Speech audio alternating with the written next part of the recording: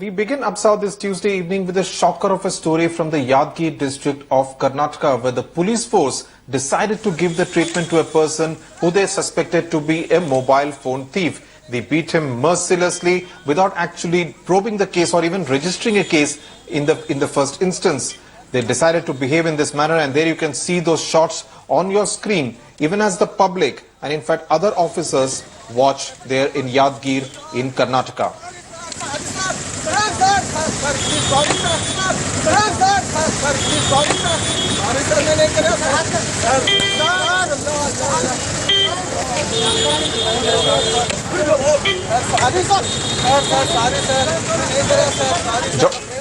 Joining me now from Bangalore is my colleague Pratibha Raman, who brought us the story. Pratibha, pretty shocking visuals there from Yadgir, from Karnataka.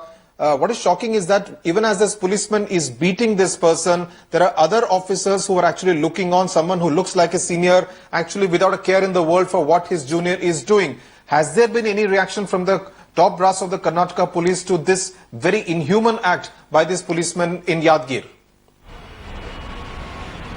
Well, Sudhir, clearly the top officials of the police have turned a blind eye to this incident. None of them reacting to media, none of them reprimanding the behavior of this police personnel, and none of them really explaining this particular action of this police personnel here who has taken law into his own hands. One would expect that when a criminal or an alleged criminal is handed over to the police, the first step is to register a case and or else initiate an inquiry. But in this case, clearly both has not been done. Instead, he takes a pipe and beats this guy black and blue, and this guy really pleads for mercy, and onlookers are really outraged by this, Sudhir.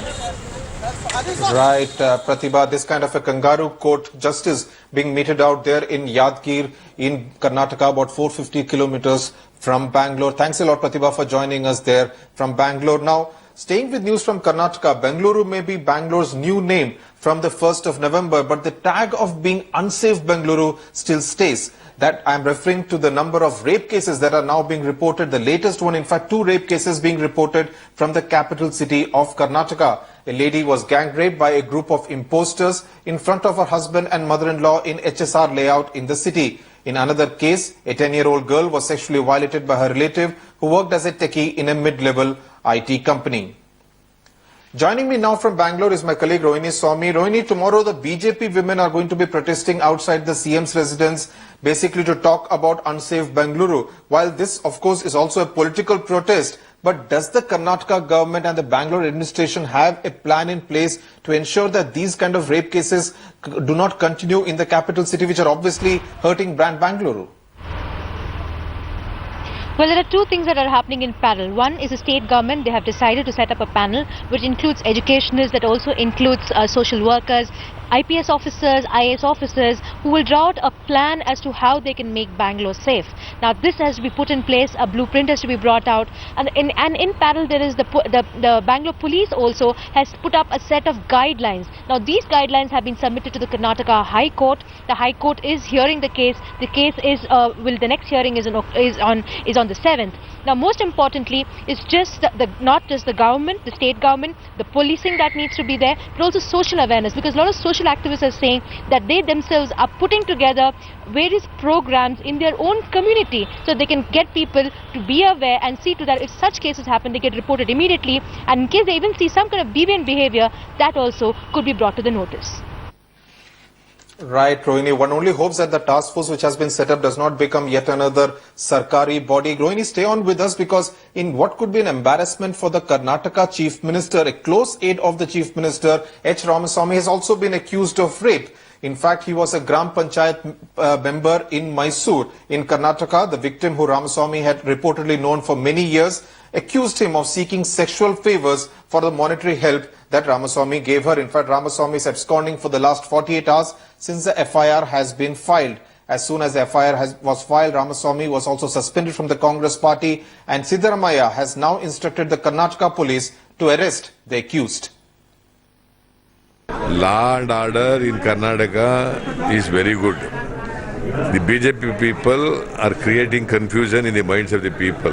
Investigation to the CID, they will look into it, and we will take action against the culprits in accordance with the law.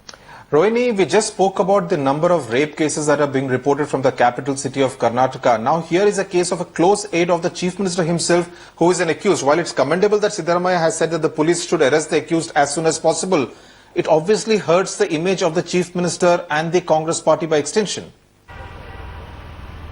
Absolutely, not just that, Mr. Siddaramaiah also has been trying to come across and make a point saying that, and ever since a number of rape cases have been reported in the state, saying that the accused should be brought to book. Now, when it's a closed aide himself, here he has come out in the open to say, yes, he has to be arrested. But the point is that the person, the accused in this case, is still absconding. The case has been registered 48 hours ago and the accused is still at large.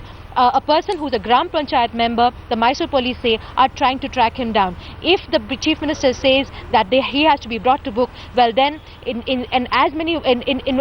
a quick action that could be expected from the police, he's also expecting that the police bring the man to book and give justice to the victim if the claim that the victim says that she has been raped is proven. Right. Rohini Swami, thanks a lot for joining us on those two stories from Bangalore and Karnataka. We'll continue to track them very, very closely.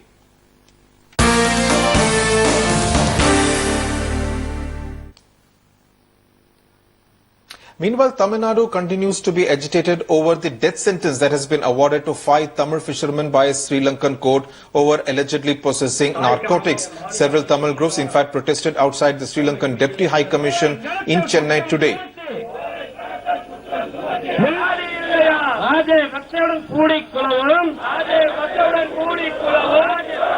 The NDA government of Honorable Narendra Modi is betraying the interests of Tamils.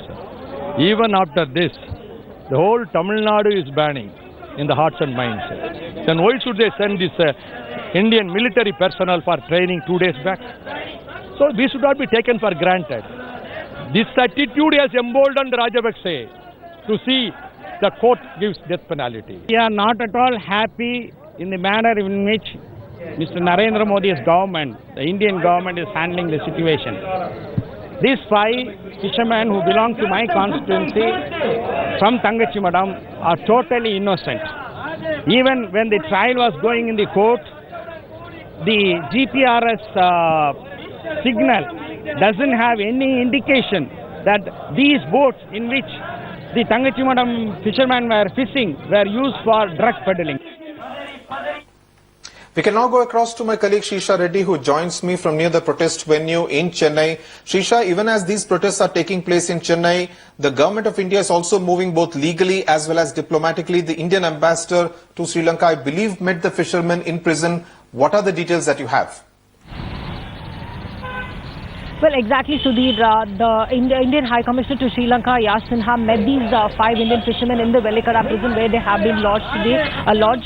And also he had promised that the Modi government will take this into, one thing that where the other legal channels will be moved on. One, and the other second point is also that where these fishermen also promised of the welfare, and also he had met these fishermen and gave close to the fishermen, also inquire about their health and other process. And now the fishermen will also be able to talk to their loved ones. That is one of the other things that the prisoners officials have promised. So some good news to the families of these fishermen who have been having sleepless nights since the time this death sentence came out.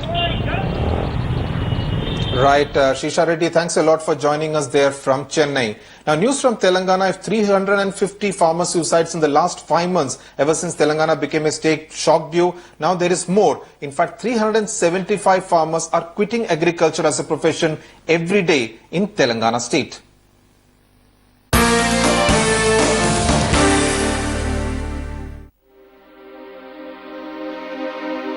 It is not even a week since Avinash cremated his father's body in Cheriyal in Warangal district. 38-year-old Dasamanth Reddy committed suicide on October 28th, unable to bear the burden of a debt of 6 lakh rupees, after both cotton and paddy on his 2-acre field dried up. His 15-year-old son is clear his father was the last farmer in the family. It will be loss. If I become farmer, it will be totally lost, and I should develop my family I should do any job or something work outside. Reddy was the second farmer to kill himself in the family. His elder brother too had taken the extreme step, unable to handle farm distress. His son Ravinder too has opted out of agriculture. అలాంటిది ఇద్దరు కుటుంబ పెద్దలు చనిపోయారు. మేము వ్యవసాయం చేయలేని పరిస్థితి ఉంది సార్ మాకు కూడా. వాళ్ళు చేసి అలసిపోయే వాళ్ళు జీవితాలను కోల్పోయారు. అదే వ్యవసాయాన్ని నమ్ముకొని మేము ఎట్లా బతకగలుగుతాం సార్ ఇప్పుడు? This dried up maize field is a cruel reminder of how farmers, thanks to poor rainfall and the government's inability to ensure 7 hours of power and irrigation, are being pushed to the brink. చూస్తే ఒక ఎకరానికి ఒక రైతు పెట్టేది 15,000 నుంచి 20,000 దాకా పెట్టుబడి sir. ప్రతి పెట్టుబడి పెడితే ఈరోజు మిగిలింది కంకి సార్. ఈ కంకి అయితే జీరో ఇది ఎందుకంటే ఇది 1000 రూపాయలకు కూడా ఈ దీనికి ఇక్కడ లేదు. జీరో అంటారు, 3rd క్లాస్ 4th క్లాస్ అంటారు మేము పండించే పంటకు.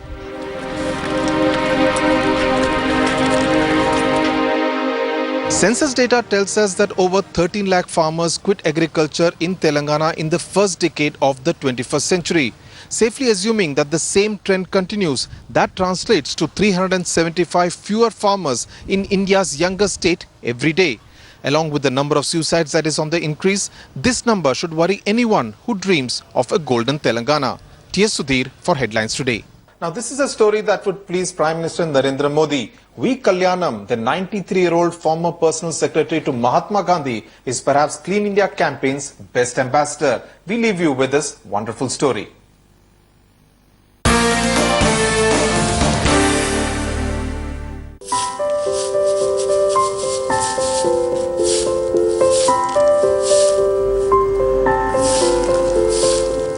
If you are driving around Chennai's SIT college at around 3 a.m., you might have noticed an elderly man with a broom. For the last 70-odd years, 93-year-old V. Kalyanam has been at this Clean India campaign. Inspired by Mahatma Gandhi, who he served as personal secretary between 1944 and 1948. Gandhi was himself very clean, and he used to boast, however much I may speak in disparagement of the West, I must admit that I have learnt the laws of sanitation from the Englishmen. He admitted it, and that is how I joined the ashram, because first cleanliness, second manual work, these things are first thing in my life. Kalyanam believes in doing all his work himself, an ethic which Gandhiji strongly advocated, self-help.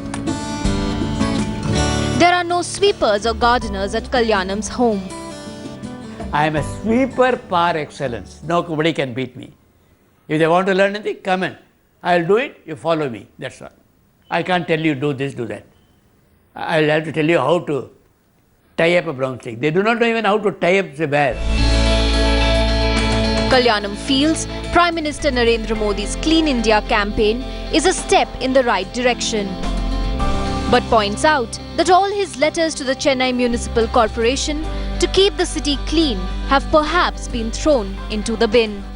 I write to the corporation, they don't do any work. What can I do? I have written about 2,000 letters in the last 15 years. Not one has been replied to, not one. They are not bothered. To this day, Kalyanam continues to live the Gandhian way, that is to keep the surroundings clean. According to him, for a clean, litter-free India, mindsets need to change. For decades, Kalyanam has been on the streets, proving there is no age limit on good deeds. With camera person Daniel, Srisha Reddy in Chennai for Headlines Today.